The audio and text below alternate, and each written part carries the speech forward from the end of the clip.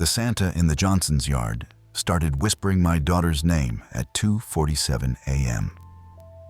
I know the exact time because I'd been staring at my phone, unable to sleep, when I heard it through the bedroom window. A soft, rasping voice carried on the December wind.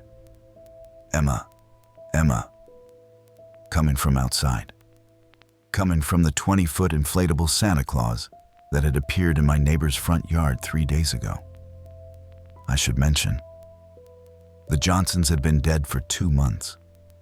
Heart attack, both of them, same night. Their adult son lived in Seattle and hadn't bothered clearing out the house yet. The place had been dark and empty since October. So when that massive Santa showed up on their lawn Monday morning, already inflated and glowing, I'd assumed the son had finally hired someone to make the property look less abandoned for the holidays. But now, standing at my bedroom window at almost 3 a.m., watching that enormous figure sway in the breeze, I wasn't so sure. The voice came again. Definitely from the Santa. Definitely saying my 11-year-old daughter's name. I grabbed my phone and called 911. The dispatcher was polite but skeptical. Inflatable decorations can make noise when the wind hits them a certain way, she explained. The fans inside create all sorts of sounds. But I insisted this wasn't wind noise. Someone was inside that thing. Someone was saying my daughter's name. She agreed to send an officer to check it out. I pulled on jeans and a jacket, then went downstairs to wait on my front porch. The Santa loomed across the street, easily visible under the street light. 20 feet tall, round belly glowing red from internal lights, that permanent jolly smile painted across its face. The fan motor hummed steadily, keeping it inflated. And then I saw it move, not swaying in the wind. Moving. The arm shifted, rose slightly, like someone inside was pushing against the fabric. The head turned, just a few degrees, but definitely turned. Toward my house, toward Emma's bedroom window. A cop arrived about 12 minutes later. Officer Martinez, according to her name tag. I met her at the curb, pointing across the street. I told her it had been moving for the past 10 minutes, that I kept hearing my daughter's name being called from inside it. Then we both heard it. That rasping voice carried on the cold December air, saying Emma's name, telling her to come outside. Martinez heard it too. I saw her hand move to her weapon. She told me to stay put and cross the street toward the Johnson's yard. I didn't stay. I followed at a distance, watching as she approached the massive inflatable. Up close, the thing was huge. Had to be a couple 100 pounds, easy. Martinez circled it slowly, her flashlight beam playing across the red fabric. She called out, identifying herself as police, ordering whoever was inside to come out immediately. Silence. Just the hum of the fan motor and the rustle of fabric in the breeze. Then, from inside the Santa, so close to where Martinez stood that she jumped back, that voice spoke again. It said Emma had been very good this year. Martinez keyed her radio, requesting backup. Someone was definitely inside this inflatable decoration, she reported, her voice tight with tension. The Santa's arm moved again. This time, it was unmistakable. The fabric bulged outward as something inside pushed against it, and I could see the outline of a hand, human-sized, pressing against the material from within. Martinez drew her weapon, ordering whoever was inside to come out with their hands visible. The hand withdrew. For a moment, nothing happened. Then I heard a sound that made my skin crawl. Laughter. Low and wet, coming from deep inside the inflatable. Not the jolly ho ho ho ho of a department store Santa. Something else. Something wrong. Martinez announced she was going to deflate the thing and move toward the fan motor at the base. I started to protest, but she'd already unplugged it. The motor died. The Santa began to deflate, slowly collapsing in on itself. The red fabric wrinkled and sagged, the lights inside dimming as the material folded. Martinez kept her flashlight and weapon trained on it, watching for whoever was inside to emerge. But no one came out. The Santa deflated completely, becoming just a pile of red and white fabric on the frozen lawn. Martinez approached carefully, using her foot to push the material aside, searching for whoever had been inside. There was no one there. She pulled the fabric apart, checking every fold, every seam. I helped her search. We examined the entire inflatable, checking every pocket of fabric. The thing was completely empty. Just a hollow shell with a fan motor and some LED lights. That should have been the end of it. Some prankster with a speaker system, caught and exposed. We should have found someone inside. A teenager, a creep, someone human. But there was nothing. And that's when I knew. Whatever was calling my daughter's name wasn't human, wasn't even pretending to be human anymore.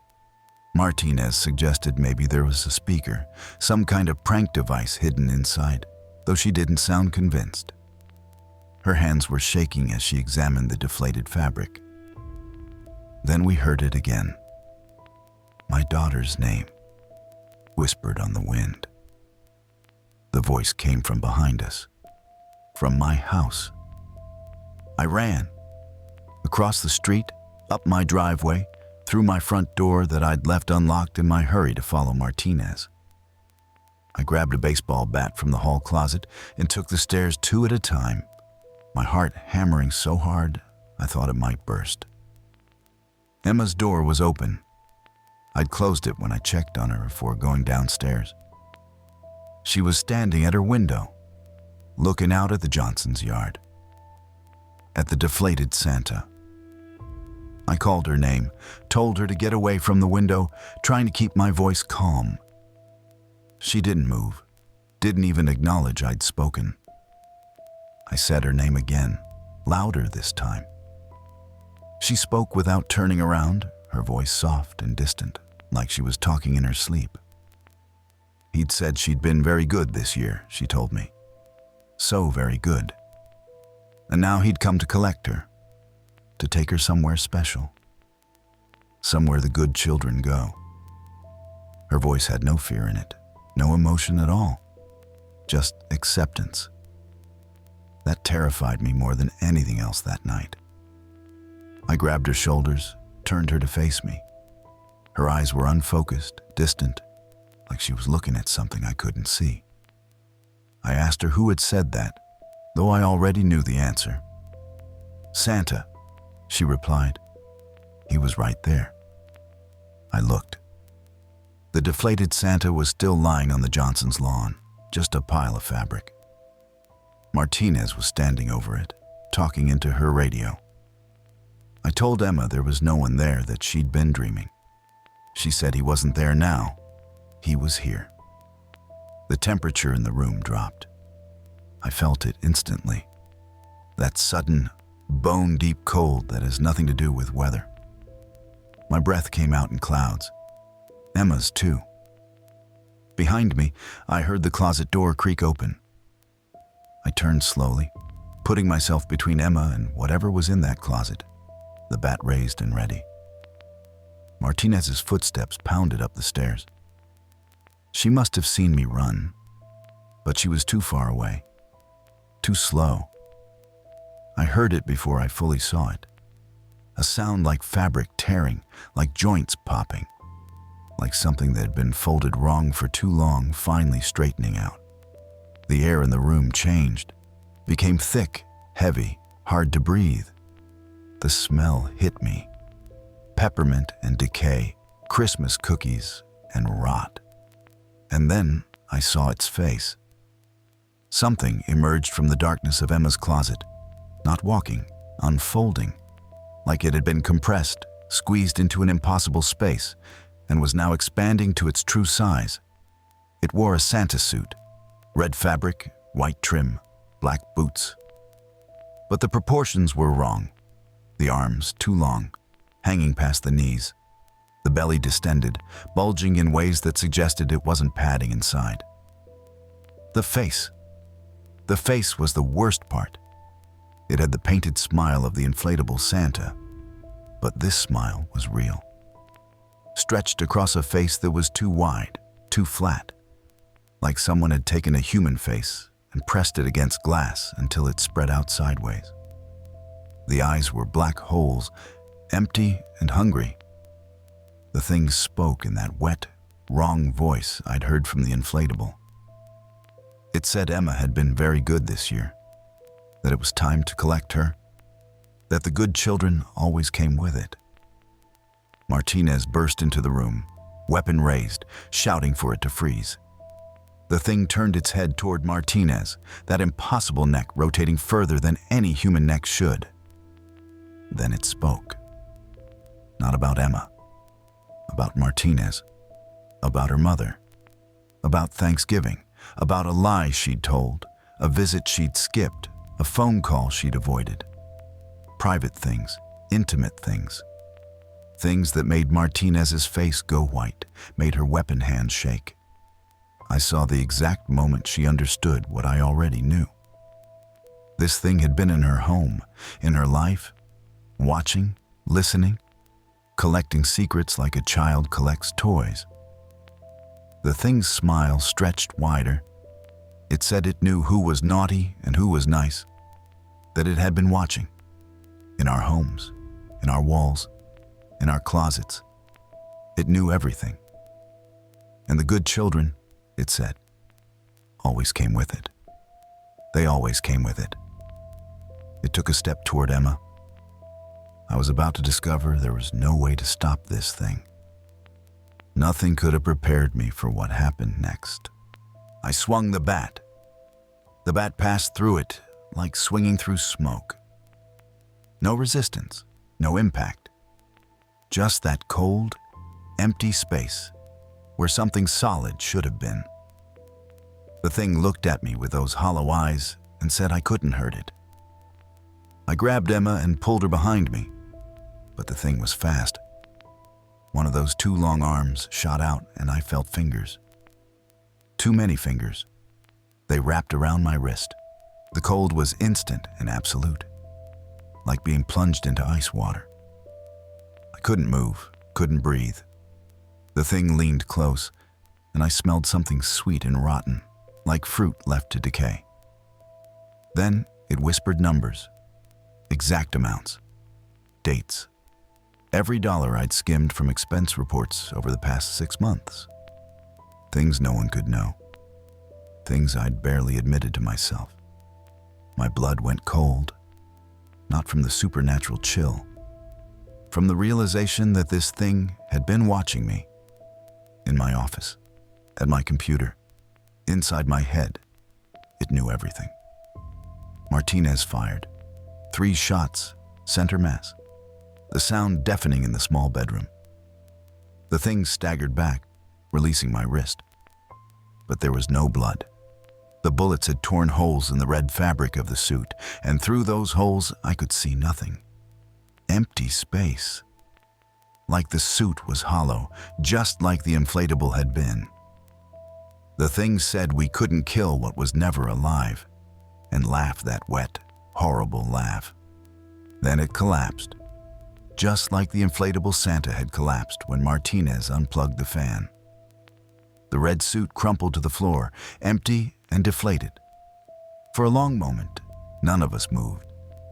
Emma was crying, clutching my leg. Martinez kept her weapon trained on the pile of fabric, her hands shaking. She asked what the hell that was, her voice barely above a whisper. I didn't have an answer. I picked up Emma and carried her out of the room, Martinez following close behind.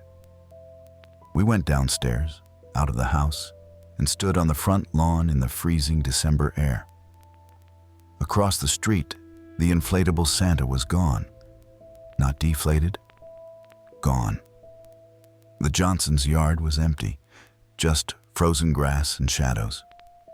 Martinez said she needed to call this in, but she didn't move, didn't reach for her radio, just stood there, staring at my house like she expected something to emerge from it. More cops showed up. Detectives, crime scene people, the whole deal. They searched Emma's room, photographed the empty Santa suit on her floor, took our statements. No one knew what to make of it. The suit was just fabric and stuffing. No body, no mechanism, no explanation for how it had moved and spoken. Around dawn, this tired-looking detective pulled me aside. Chen, she said her name was. She'd been doing this job for 20 years, she told me. Seen a lot of strange things. But this was different. She didn't know what had happened that night, she admitted. But she believed we'd seen something. All three of us had seen something. I asked what we should do. She suggested we might want to stay somewhere else for a while. With family, maybe. Until they figured this out. We packed bags and drove to my sister's house in Portland, 3 hours away. Emma didn't speak the entire drive. Just stared out the window, watching the landscape pass by. That was 4 days ago. Since then, I've been doing two things. Researching what we saw and preparing to fight it. I bought salt, pounds of it, iron nails, a hunting knife, gasoline, matches. I don't know what will work, but I'm going to try everything. I've also been researching, trying to understand what happened. And I've found things, stories mostly dismissed as urban legends or hoaxes. But there are patterns. Inflatable holiday decorations appearing in yards of empty houses. Always at night, always massive, and always eventually someone hears voices. I found a case in Ohio, an inflatable snowman that knew family secrets.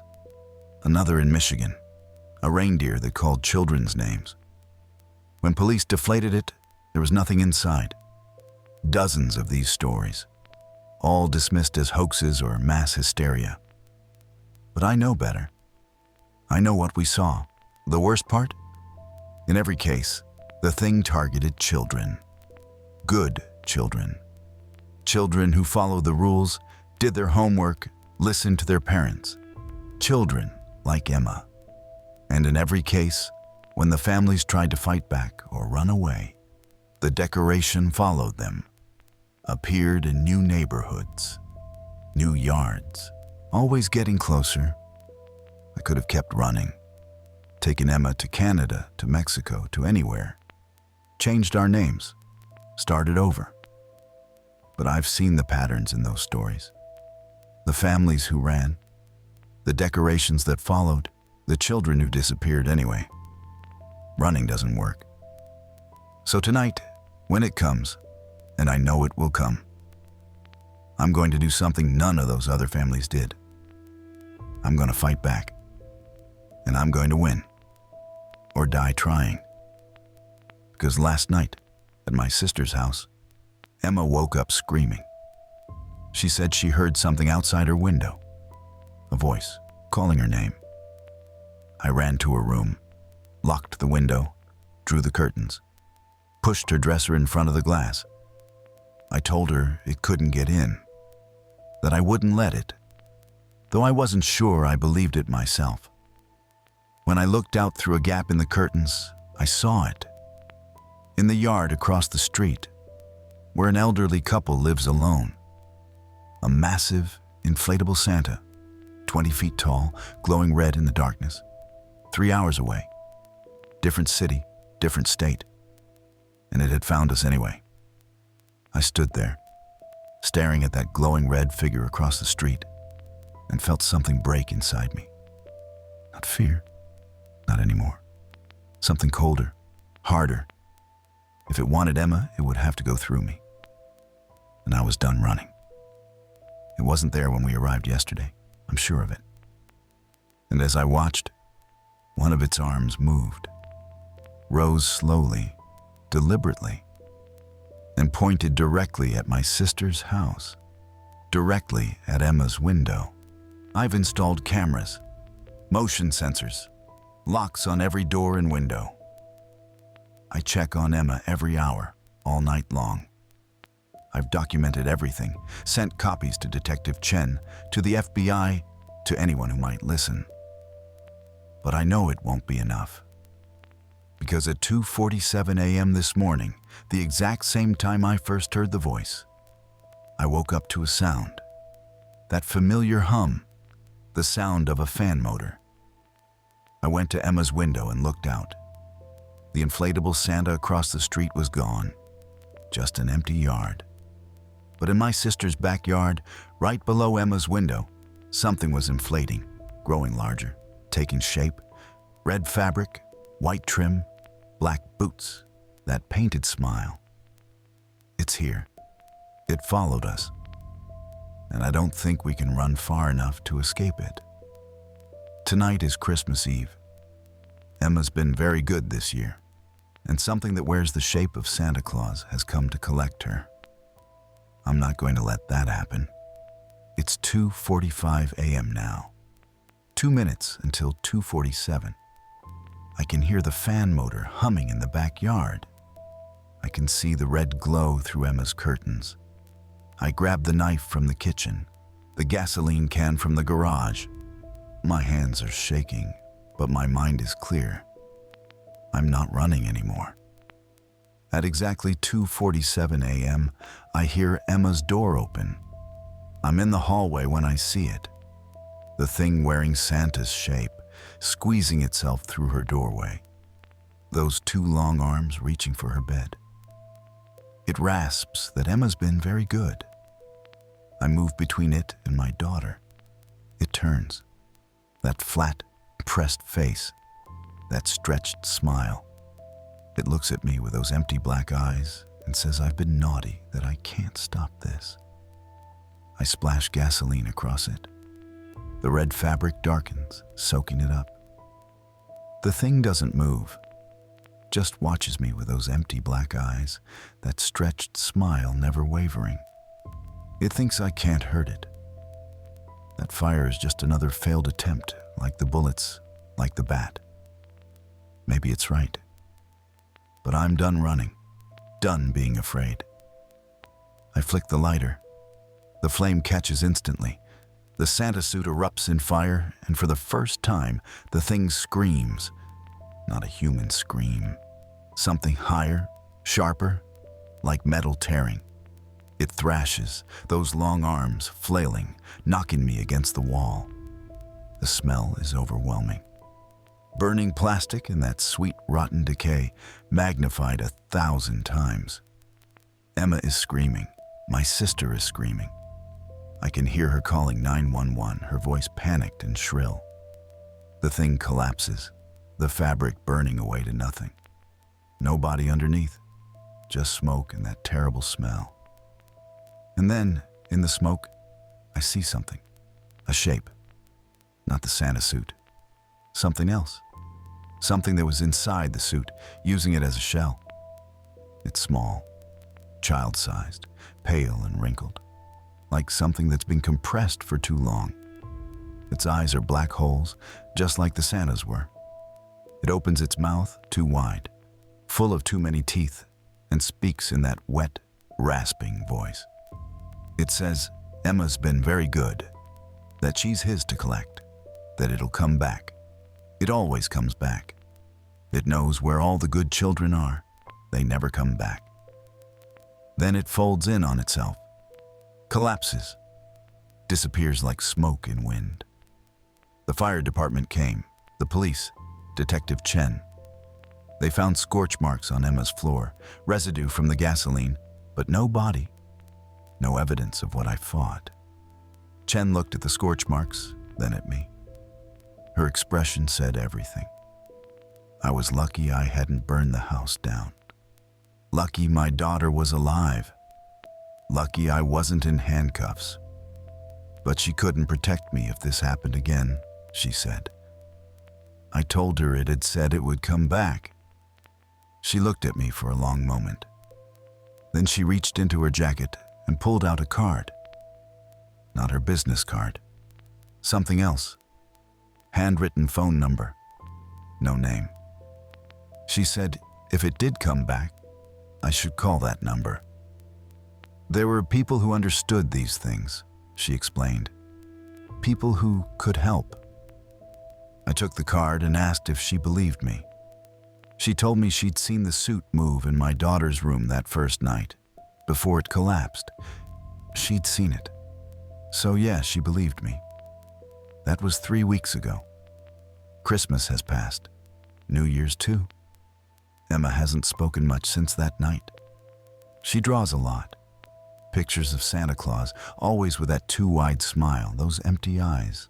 Her therapist says it's her way of processing trauma. I've installed cameras everywhere. Motion sensors. I check every inflatable decoration in the neighborhood, every empty house, every dark window. The knife stays under my pillow, the gasoline in the garage. And I wait. Because it said it would come back, and I believe it. I've called the number Chen gave me. Talked to people who know about these things. They told me what I thought was old. Ancient. Something that's been around as long as winter itself. As long as humans have told stories about gift givers who come in the night. It takes different forms, different names. Krampus, the Yule Cat, Black Peter. And yes, sometimes, Santa Claus. It collects good children, the ones who follow all the rules, who never step out of line. It takes them somewhere. They wouldn't tell me where, just that they never come back. But here's the thing. Emma's not a perfect child anymore. After that night, something changed in her. She talks back now, breaks curfew, got detention twice last week for arguing with her teacher. My sister thinks it's trauma. The therapist thinks it's acting out. But I think Emma figured something out. Something I should have known all along. Being good isn't always safe. Sometimes being a little bit bad is what keeps you alive. I don't punish her for it. I don't try to make her behave. Because every time she breaks a rule, every time she does something naughty, I think about that thing's words. It knew who was naughty and who was nice. Let it think she's naughty. Let it move on to some other family, some other good child who follows all the rules. I know that makes me a coward. I know there's a part of me that should call that number again, should try to stop this thing before it takes another child. But I'm a father first, and I'll do whatever it takes to keep my daughter safe. Even if it means letting her be bad. It's 2:47 a.m. I just checked the cameras. The neighborhood is quiet, no inflatable decorations, no red glow in the darkness. Emma's asleep in her room, the door locked, salt line across the threshold, just in case. Tomorrow, she has detention again. She spray-painted graffiti on the school gym wall. The words, "Santa isn't real," in big red letters. I should be angry. I should ground her. Instead, I'm proud. Because somewhere out there, something ancient and hungry is watching. Listening. Keeping track of who's naughty and who's nice. And my daughter? She's making damn sure she's on the naughty list. That's my girl. Stay safe out there. And if you see an inflatable Santa in an empty yard, if you hear it whisper your child's name, don't try to be good. Don't follow the rules. Sometimes, being bad is the only way to survive. I used to teach Emma to follow the rules, to be polite, to be good.